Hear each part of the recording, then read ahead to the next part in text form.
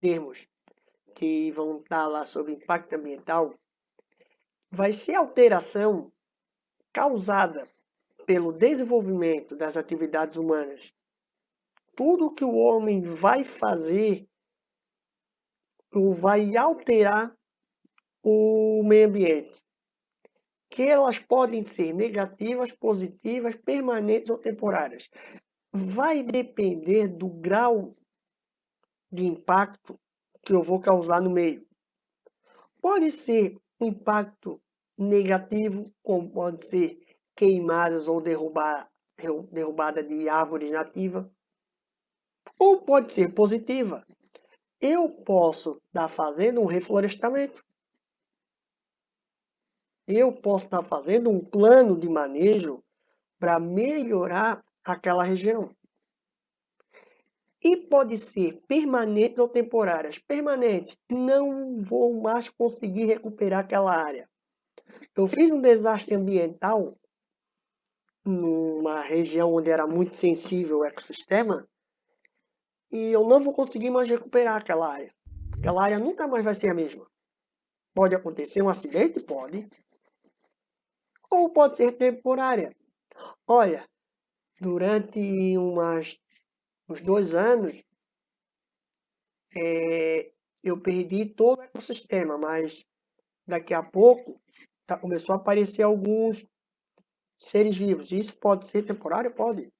Só que isso tudo vai depender do grau que eu afetei o meu ambiente.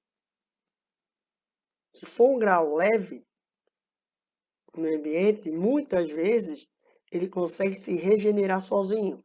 Claro, mas se o homem for lá e ajudar, ele consegue se recuperar de uma maneira mais rápida. Mas às vezes não tem o que fazer.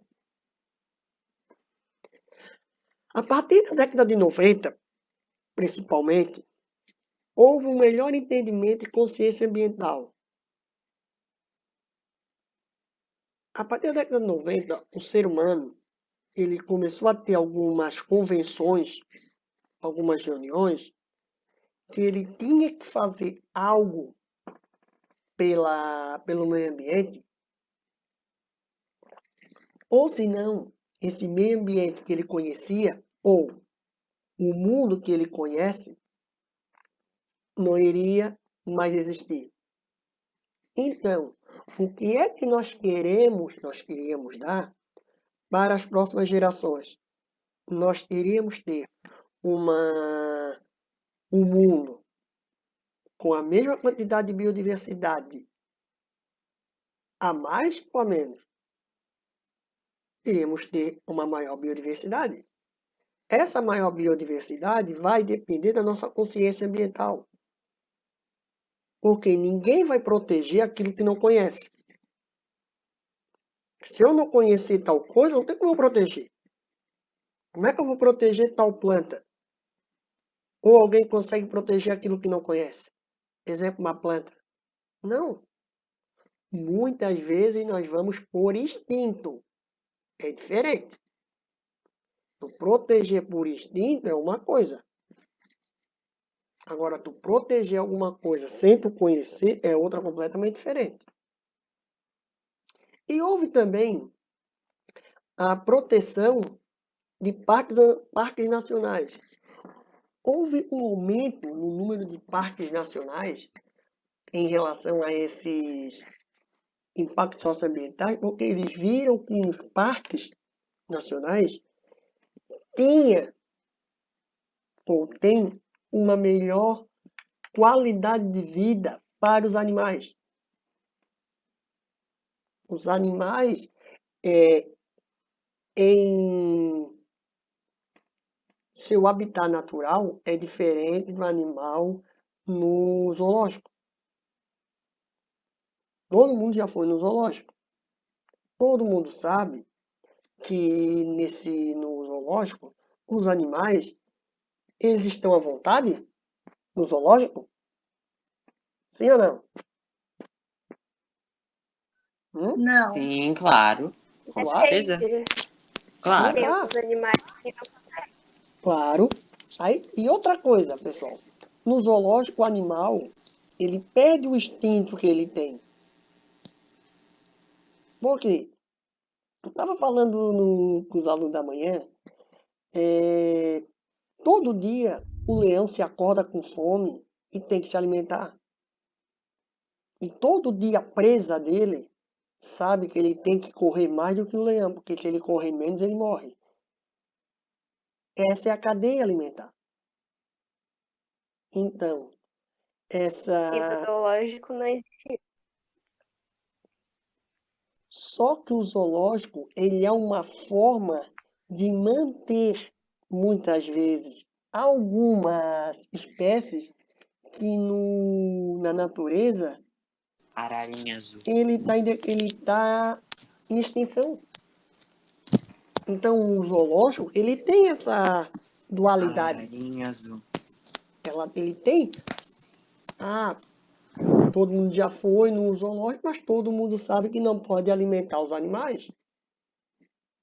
Mas volta e meia a gente vai ou ia no zoológico, eles vão lá e pegam dar uma comidinha pro bichinho. Os tratadores, eles ficam indignados, porque não é para dar, porque senão quando ele vai colocar comida, que é para ele comer a dieta que o animal faz, o animal não quer comer porque o animal provou outra coisa que para ele é mais gostosa e não quer mais comer aquilo ali, é a mesma coisa com nós. Então, esse é um grande questionamento que nós temos. E as unidades de conservação, elas começaram a ser criadas a partir da década de 70 no Brasil. Aí teve um monte de unidade de conservação e nós temos uma no nosso município, que é ali no Maciambu, que faz o quê? Mostra para nós o quê? Que se não fosse feito aquele parque nacional ali, estadual, nós tínhamos perdido uma parte da nossa biodiversidade. E quem não me garante que aquela área hoje em dia já estava cheia de prédio ou de casas. Então nós temos que entender que essas unidades de conservação, elas são importantes para manter, para conservar. Mas só que não é para deixá-la intacta. Se vocês forem ali no Parque Estadual da Serra do Tabuleiro, vocês vão ver que vocês não vão ter acesso a todos os lugares. Vocês vão ter acesso a alguns lugares, porque alguns outros lugares são de pesquisa. Tem pesquisadores ali, tem cientistas que estão fazendo algumas experiências, algumas pesquisas, que vê como que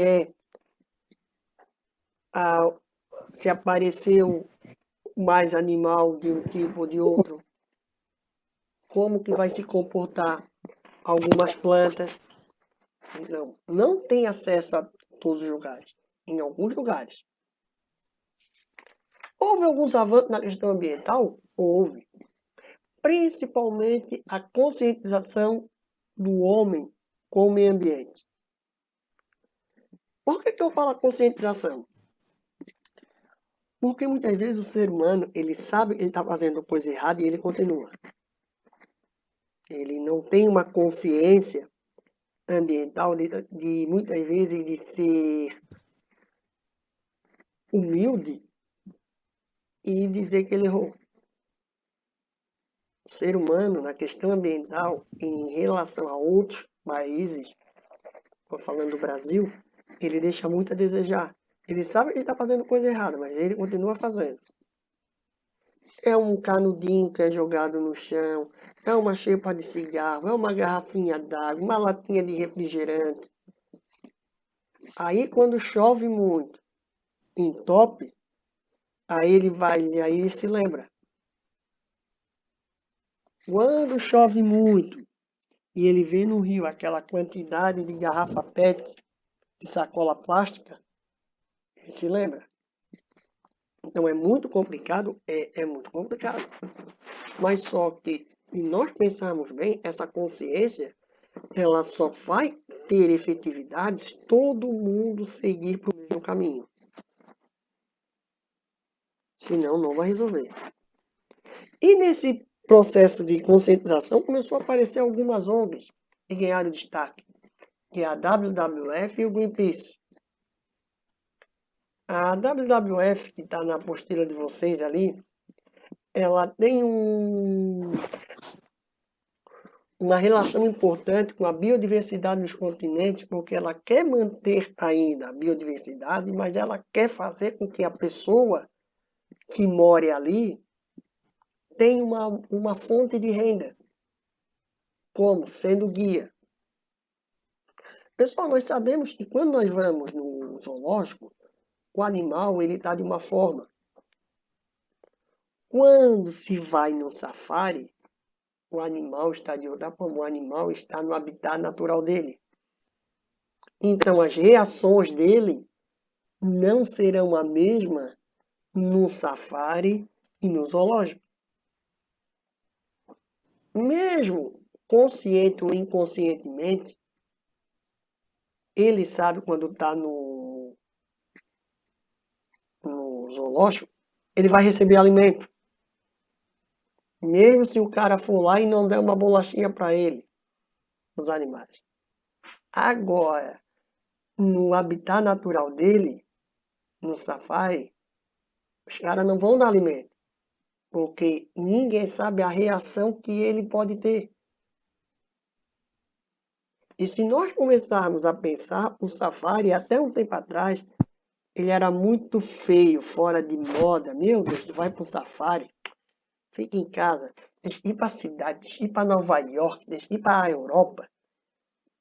Hoje em dia o safari está começando a atrair pessoas porque para Nova York, para a Europa, essas pessoas vão direto, 1 ou 2 vezes ao ano.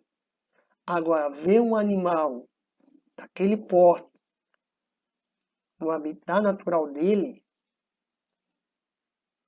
ele não vai conseguir ver todo dia. Ele não vai conseguir ver todo ano. Então, é esse conhecimento que nós temos que entender que no zoológico o animal, nada contra o zoológico. Só que no zoológico o animal está de uma forma e no habitat vai estar outra. Claro que o zoológico é importante. O zoológico é muito importante, porque senão muitas espécies já tinham se extinta. Mas só que não é uma maneira confortável. E o último questionamento aqui sobre o aquecimento global. Nós sabemos que o aquecimento global está interferindo em todas as questões ambientais. Em todas elas. Em todas elas, o aquecimento global está trazendo algumas consequências que já aconteciam, porém, não era frequente. Acontecia uma chuva torrencial, tal época, um ciclone acontecia. Só que agora esses episódios naturais estão acontecendo com mais frequência, com mais... Não entendi. Eu vi isso no jornal, que vai ter mais ciclones aqui no sul, isso. com frequência, por causa do clima. Isso, por causa do clima. E uma das explicações que um dos pesquisadores falaram, que para nós parece ser uma coisa tola, que é o aquecimento da água do Atlântico Sul. 1 grau que pode aquecer, isso já pode fazer toda a dinâmica. Claro, a dinâmica vai ser alterada. Então, por isso o aquecimento global ele vira um tema onde só vai ser resolvido quando os presidentes, os governantes dos países mais ricos sentarem na mesa e debaterem esse tema. Enquanto um ficar jogando para o outro, a Terra está passando por transformações. E essas transformações, ninguém sabe quais serão as consequências. E eu trouxe para vocês aqui um globinho e vai dizer os impactos socioambientais da moda tradicional. Aqui nós temos 8 tarefas, 8 tópicos aqui, que nós vamos entender por isso que as mudanças climáticas estão acontecendo e o impacto no planeta é muito maior do que nós imaginamos. Vamos lá. Esgotamento de recursos, principalmente de recursos não renováveis. O homem está vendo, e nesse processo de desenvolvimento dele, esses recursos não renováveis, ele está consumindo mais e está conseguindo extrair menos. Essa conta não vai fechar. Essa conta vai dar negativa. Porque se ele está pegando mais recursos do que é o necessário, isso, pode falar. Isso quer dizer que esses recursos já vão começar a faltar. E às vezes são recursos básicos. Não é à toa que os países do Oriente Médio, alguns, já estão começando a entender que o petróleo não vai durar para sempre. Eles estão saindo na frente em relação a fontes renováveis. Energia solar, energia eólica. Quais países, professor? No 9º ano, nós estávamos trabalhando, que é a Arábia Saudita, o Catar. Eles já estão começando a ter uma virada, porque eles estão vendo que isso não vai durar para sempre. E o Iraque só não entrou nessa jogada porque o Iraque é um país que está com sérios problemas de conflito. Porque senão ele também já tinha entrado. O Oriente,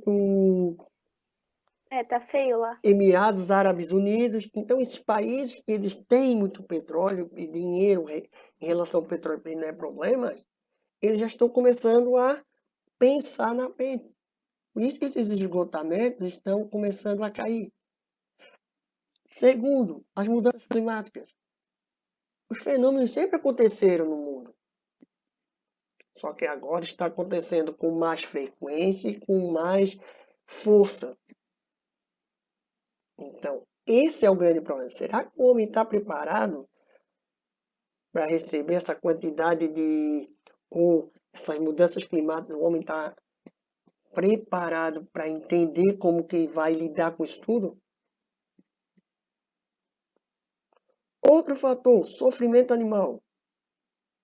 O sofrimento animal, o ser humano, de umas 2 décadas para cá, ele começou a entender que o animal de estimação dele, como antigamente o bichinho de estimação dele, faz parte da família, e que ele não se sente mais confortável de ver um animal sofrer. Porque antigamente era muito comum os vira-lata estar na rua, as pessoas lá e chutavam o vira-lata. O gato ia lá, dava um tapa no gato. Hoje em dia... Quero ver se fosse com ele. Porque eles estão tendo mais contato com esses animais. E a partir do momento que eles têm mais contato com esses animais, eles não querem mais ter tanto sofrimento com esses gatos. Outro questionamento é a caça. Para muitos, a caça é o máximo. Mas para os ambientalistas, a caça é mais um sofrimento. Outra coisa insuportável. Eu amo caçar. Então entenderam? Meu Deus, Luciano. Porque vocês nunca caçaram? Então entenderam? Não, e nem pretende. Então é isso que acontece. O ser humano está começando a entender que ele pode se desenvolver, mas não precisa estar fazendo tanto sofrimento dos animais. Exemplo, o marfim. Para tirar o marfim, precisava matar um bicho daquele tamanho? Não precisava matar. Era só dar uma dose muito alta de tranquilizante e o bicho... Desnecessária. O homem ia lá, matava e tirava o marfim e deixava o bicho lá morto. Então, algumas coisas que antigamente eram comuns e que todo mundo achava normal, e que o tempo vai passando, não é tão legal. Não é normal. Porque o bichinho está sofrendo. Então, a relação que está mudando. Outro fator, poluição da água. Nós temos sérios problemas em relação à poluição hídrica, temos. Mas ainda bem que nós não nos preocupamos, né, professor? O Brasil cuida muito bem da água, né? Os nossos rios são tudo limpo. É isso? É o contrário. É o O contrário. Brasil é o pior. O Brasil, ele tem como rio muitos, alguns têm o rio como se fosse a lixeira. Como se fosse a lixeira. Pega o rio e começa a jogar o lixo. Essa é uma mudança de mentalidade. Essa mudança de mentalidade que nós temos que modificar. Outra, destruição do habitat. Destruição do habitat natural dos animais. Os animais eles já estavam adaptados a um tipo de lugar. A população começa a crescer, esses animais eles saem, eles são expulsos, podemos dizer assim, pelo ser humano, e vão se abrigando em locais cada vez menores. Esses locais cada vez menores fazem com que muitas vezes essas espécies elas vão entrar em extinção, porque muitas vezes o local é tão pequeno e nós temos uma quantidade muito grande de pessoas, de animais. Insegurança alimentar. Quando nós falamos em segurança alimentar, nós estamos falando de comida. Todo mundo tem comida na mesa todos os dias? Não. Sim. Nós Pra temos. gente é uma realidade, mas para outras é outra. É isso mesmo. Para nós podemos escolher, professor, o que nós vamos comer.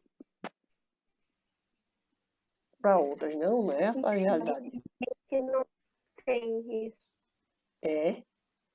Outro fator ali da insegurança alimentar é que nós estamos jogando uma pressão muito grande no agricultor que ele tem que plantar para nós da cidade. Mas de que forma que esse cara está plantando? Será que ele está botando o agrotóxico na quantidade certa? Será que ele está tendo todos esses processos de higiene, de saúde, isso tudo? Será que ele está? Então são questionamentos e nós sabemos também que muitas pessoas não têm. A comida não chega na mesa de todo mundo na mesma velocidade, com a mesma rapidez. Muitos, nós, podemos dizer assim, nós podemos dizer que a nossa alimentação é uma boa alimentação, mas se nós formos ver em outros países, não é?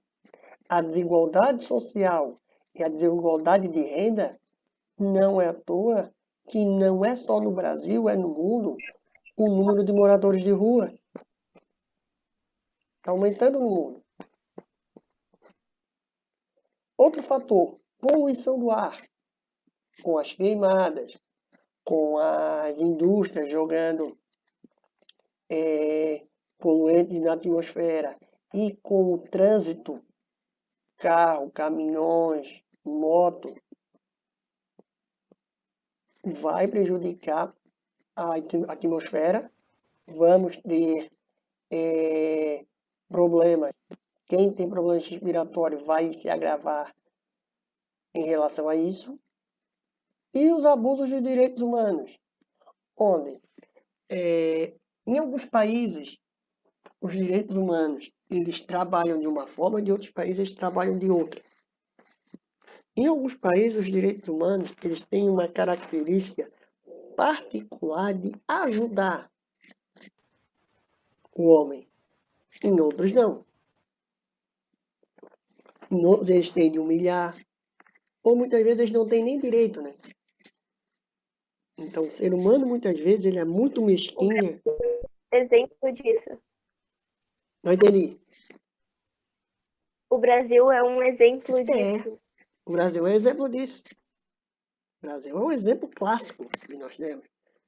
E se nós formos pegar em outros países, porque nós conhecemos muito a nossa realidade, mas nós vamos pegar outros países, nós também vamos ver que vai ser mais ou menos assim. Então, nessa moda tradicional de impacto socioambiental, nós temos vários obstáculos para nós passarmos por ele, mas eu não sei se nós temos capacidade de passar por todos de uma maneira segura. Os obstáculos estão ali. Basta nós queremos ou não. Alguns muito próximos a nós, outros mais longe. Mas todo mundo vive no mesmo planeta. Todo mundo vive no mesmo planeta. Ninguém vive em outro planeta. Porque a consequência que tiver vai ter para todo mundo. Claro que nos países mais ricos, essa consequência pode ser menor. Mas nos países mais pobres, Não, vai ser igual. Só que os países mais pobres, que já sofrem por natureza, eles vão sofrer mais ainda. Quando se fala de mudança climática, as indústrias, isso agora é de todas elas, querendo que nós compramos os produtos deles. É propaganda, é isso, é aquilo outro, então a indústria não para. A indústria ela não para. Ela vai se modernizando, ela vai passando por algumas fases, mas ela não para. E os impactos nos climas frio e polar? Aí nós temos as florestas de coníferas, que vão sofrer muito com esse impacto. A baixa densidade demográfica, o número de pessoas no frio, é um outro fator. Aumento da temperatura na região. 1 grau para nós pode não ser nada, nós nem sentimos. Tá 18, vai para 20, vai para 17. 1 grau, 1 grau e meio, 2 graus, para nós não muda nada mais agora. Para algumas regiões do globo, é muita coisa. Outro exemplo, o ecossistema é muito sensível. Nós temos os corais na Austrália, que eles vão mostrar para os cientistas que alguma coisa no oceano, a temperatura mudou. Quando eles começam a morrer com muita facilidade. Eles começam a morrer com muita facilidade, os cientistas já logo começam a ligar as coisas que a temperatura do oceano está mudando. Porque os corais, os recifes de corais, eles são muito sensíveis. 1 grau para eles pode fazer todos eles morrer. E nesses impactos nós temos disputa geopolítica. Que disputas geopolíticas são essas? Países ricos em busca de minérios e riquezas embaixo do Ártico. Aí nós temos os Estados Unidos, nós temos a Noruega, a Rússia, a Dinamarca e a China. E o Canadá, que buscam extração de minérios naquela região, porém uma região muito sensível, uma região com baixa densidade demográfica e tem um papel primordial na manutenção da temperatura na Terra. Se não for feito nada, podemos ter sérios problemas. No Ártico, não deu tempo de fazer um acordo, mas no Antártico deu, para exploração do subsolo. Porque eles sabem que no Antártico também tem tem minerais. Só que no Antártico, eles fizeram um acordo para o quê? Para cuidar, deixar lá cuidadinho, bonitinho. No Ártico não deu tempo de fazer esse acordo. Aí é por isso que nós temos muitos países explorando recursos, porque eles dizem que fazem parte daquela região, então como eles são donos do território, eles podem explorar. Então aí é uma disputa geopolítica. E aqui eu trouxe para vocês umas imagenzinhas para o professor falar. Isso vai mostrar para nós o desespero dos animais, que a mudança climática vai trazer para eles. Eles vão ser o primeiro a sofrer, porque o habitat natural deles está sendo devastado. O habitat natural deles está menor. E eles não vão conseguir morar em outro lugar. A não ser o urso da Coca-Cola, né, professor? Não ser o urso da Coca-Cola. Vive em qualquer lugar. Mas agora, em condições normais, eles não vão conseguir se adaptar. Aí, nesses moldes, se acabar ou se diminuir muito a área onde eles moram, é mais prático pegar e levar ele para outro lugar. Mas será que ele vai conseguir se adaptar? Outro fator, ali ao margem ao lado, essas geleiras estão diminuindo. Agora as geleiras estão diminuindo tanto no Ártico como no Antártico. E no Antártico ela está diminuindo com uma velocidade mais alta, devido ao buraco da camada de ozônio. Aí os cientistas já começaram a prestar atenção. Temperatura do Atlântico Sul aumentando. Mudanças climáticas, Se consequências... derreter toda a geleira, vai formar um tsunami e vai matar todo mundo. Vai matar todo mundo. Vai matar todo mundo, é isso mesmo. E sem contar que a temperatura da água vai mudar, vai ficar mais gelada e muitas espécies irão morrer porque não vão aguentar a temperatura. Então é uma consequência muito grande. E nas águas oceânicas? Aí, mais uma vez, os ecossistemas são muito sensíveis. Qualquer mudança brusca de temperatura pode fazer com que elas desapareçam. Aí nós temos as contaminações das águas. Aí nós temos um monte. Pode ser por derramamento de óleo dos navios. Nós sabemos que os navios, no seu trajeto, eles derramam uma quantidade muito grande de óleo. Isso é prejudicial para o ecossistema. Resíduos dos navios também, que não são colocados em locais adequados e muitas vezes jogam no oceano, onde poluem as águas. Os desastres ambientais, acidentes. Acidente pode acontecer? Pode, é um acidente. Mas em alguns lugares, esses acidentes eles podem ser evitados. Eles podem ser evitados. Na página 43, na apostila de vocês, está lá um exemplo de um acidente que aconteceu numa plataforma de petróleo. É um acidente? É. Mas poderia ser evitado? Provavelmente sim. E muitas vezes esse óleo ou esse petróleo, ele entra em contato com a água, ele não sai facilmente. Ele deixa alguns resíduos, e esses resíduos, muitos animais, eles não conseguem identificar que é sujeira ou não e se alimentam.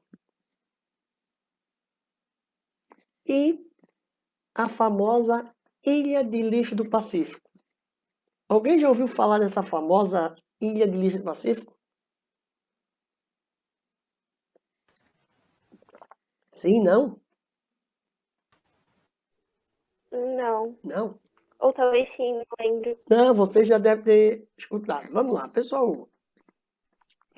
A Ilha de Lixo do Pacífico é uma região no Oceano Pacífico onde uma série de correntes marinhas elas vão para o mesmo local.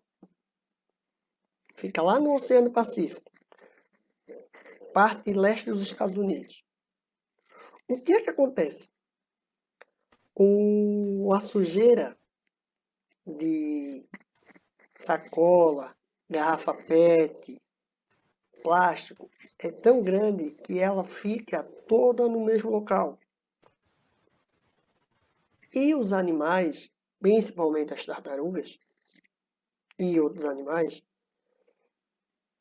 olham aquele plástico achando que é alimento. E eles comem e eles morrem. Então, a Ilha do Pacífico, algumas empresas estão começando a obter recursos para arrumar e para tirar aquela quantidade de lixo de lá. Só que a quantidade de lixo é tão grande que vai ter que ter muito recurso. Ou senão, algumas empresas estão cobrando dos governos que cobrem uma taxa dos navios que passam por ali e dão algum impacto para o meio ambiente, para eles começarem a limpar. Eu vou mostrar duas imagens para vocês. E aqui as águas oceânicas, e aqui o derramamento de óleo de um navio, onde dá para perceber bastante, e um barril de óleo jogado na praia. Isso em alguns lugares é muito comum, porque ninguém fica monitorando 24 horas o navio. E os navios, eles podem trocar de bandeira. Trocar de bandeira é como trocar de placa. Só que a bandeira é de um país, exemplo, a bandeira de um país do Brasil. Ele vende para um país da África, vende para a África do Sul. Sai a bandeira do Brasil e entra a bandeira da África do Sul. E muitas vezes esse navio nem tem bandeira. Então é muito difícil, muitas vezes, se não for pego em cima, não se consegue ter um resultado efetivo.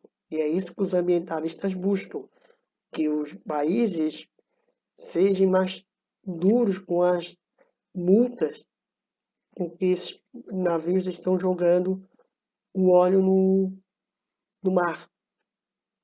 Aí aqui nós temos mais duas imagens que ali no Recife de Coral o petróleo, onde está bastante contraste, é bem grande. E do outro lado ali nós temos uma barreira que é muito comum eles fazer isso, principalmente quando há alguns desastres ambientais, é botar aquela barreira, uma boia, para segurar o petróleo. Só que sempre um resíduo sempre fica. E é muitas vezes esse resíduo que os animais se alimentam e depois eles morrem. Professor, mas esses navios não têm seguro? Tem. Mas muitas vezes o seguro é muito alto e eles não pagam. E muitas vezes, quando dá um problema muito grande, o seguro alega que não, que o valor não vai ser tão alto. Faz um trabalho, porém não é um trabalho tão bem feito.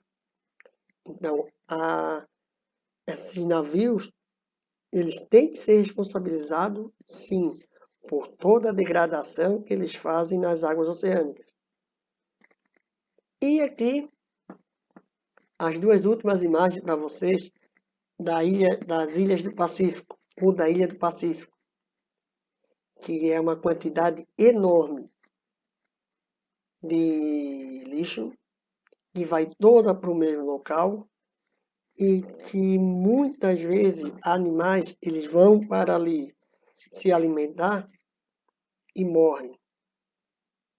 Então, nós temos que ter uma consciência maior sobre o meio ambiente.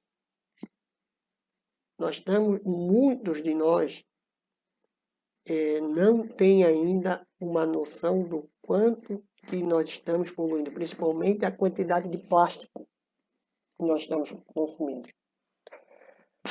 Algumas empresas, elas, um período atrás, pensaram em mudar a sua embalagem,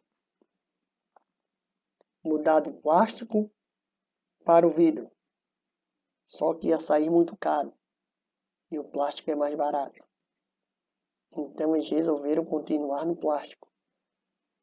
Mesmo sabendo que o plástico tem um impacto no meio ambiente muito maior do que o vidro. Mas eles continuam ainda com o plástico. Então, é uma mentalidade que tem que ser mudada. Por isso que muitos lugares agora estão fazendo uma campanha para levar a sua garrafinha de casa, levar a sua garrafinha de inox, aquelas de Tupperware. Para o quê? Para nós não estar utilizando tanto essas garrafas plásticas. É difícil mudar a mentalidade. É muito difícil mudar a mentalidade. Mas nós temos que tentar alguns métodos. Não dá para nós ficar de braço cruzado, esperando o navio passar com óleo e poluir o mar. Não dá para nós estar vendo desmatamento e não fazer nada. Não dá para a gente estar vendo mudança climática e não fazer nada. Nós temos que nos posicionarmos. O que é que nós queremos para as próximas gerações? Nós queremos deixar um mundo melhor ou um mundo pior em relação ao meio ambiente? Será que os filhos de vocês, os netos de vocês, os bisnetos, vão ter essa quantidade de biodiversidade que nós temos? Não sei. É um questionamento que nós temos que entender.